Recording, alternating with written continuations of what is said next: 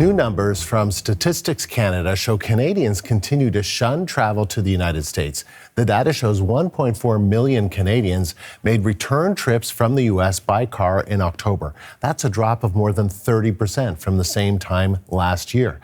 And the number of Canadians making return trips by air from the U.S. last month was about 437,000. That's down nearly 24% from a year ago. My next guest knows all about the decline in Canadian tourism in the U.S. Angela Weir is the co-founder of Playcation Travel Limited, a travel company that specializes in trips to Disney World and Universal Studios. Recently, she has seen a shift in her clients' habits, with many replacing their traditional American vacations with Caribbean cruises. Angela, thank you for taking the time to talk to us. So here we are. I mean, this has been happening for month after month after month, ever since Donald Trump made his 51st state annexation threats and the tariffs. How has your business been directly impacted by clients avoiding travel to the U.S.? Well, thank you so much for having me, Andrew. It is certainly something that, any of the travel agencies that really focus in on southern destinations within the U.S. are seeing a huge decline. We are seeing lots of people that are now wanting to take their families to Caribbean cruises, perhaps going to all-inclusive resorts in the Caribbean, to Mexico. And a lot of those places do have quite a lot to offer. We're also seeing families that have sort of their preteen, teenagers that are actually starting to look at, instead of traveling over the winter months, going away in the summer and doing trips to Europe, whether that's a Mediterranean cruise or doing land tours through places like Italy and Ireland. So, what are you hearing from your clients on the reasons that they are giving you about not wanting to visit the U.S. right now? Well, there's a number of factors. Quite honestly, I think at the end of the day, it really does come down to the dollar. Because, politics aside, people really are seeing, with that, exchange rate, just how much a vacation, when it looks on paper, it's $4,000, $7,000. And then when you factor in the exchange rates and all of that, it becomes unattainable. And they realize that they can get far more for their money traveling to an alternate destination.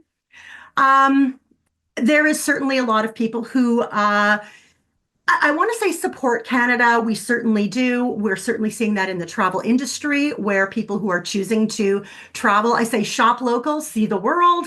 They are certainly wanting to support local industries, but not wanting to go to the U.S. Again, a lot of it is the politics. People are, of course, very angry with, tariffs and things like that. And there is a lot of concern, and they're choosing to spend their dollars elsewhere. And so what are some of the other destinations, other than staying in Canada, that are affordable as the U.S. for Canadians?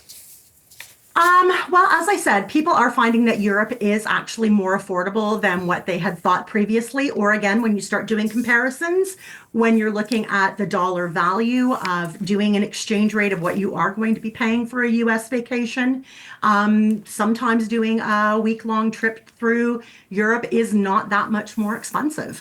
The other thing that we are seeing is there's a lot of not just family travel, but with the snowbirds, people who would normally go down to Florida for the winter, who would go to Arizona for the winter, they're actually themselves starting to do what we're calling extended stays, doing villas, doing condos through the winter months.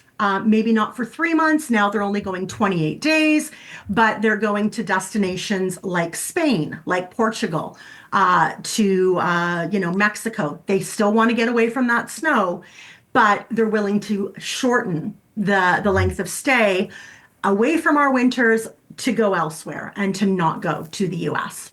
So how has it been challenging for you as a travel specialist to kind of pivot during times like these where, Disney was just kind of, it was just a destination that just people thought of going all the time. And now they're saying, no way, because of Trump.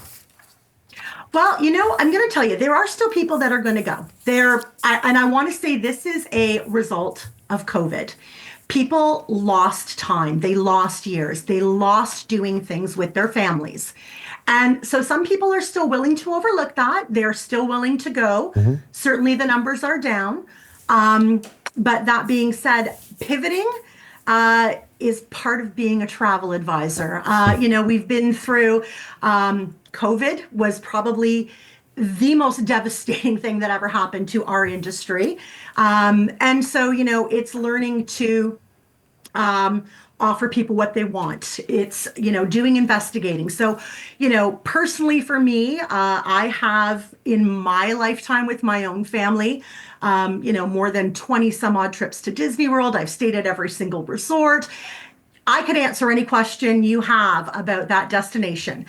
However, in the last number of years, I've really started expanding. So I've now had 3 trips to Europe. I've now been to Mexico several times, to the Dominican, to Jamaica, so that I am able to offer other products. And I am seeing that a lot of other agencies who are very focused on one particular destination or one particular type of product are definitely pivoting, are investing in their own knowledge, investing in their teams, learning more to be able to offer more to their clientele. Angela, good to talk to you. Thank you. Angela Weir in London, Ontario. She's a travel specialist and the co-owner of a travel company.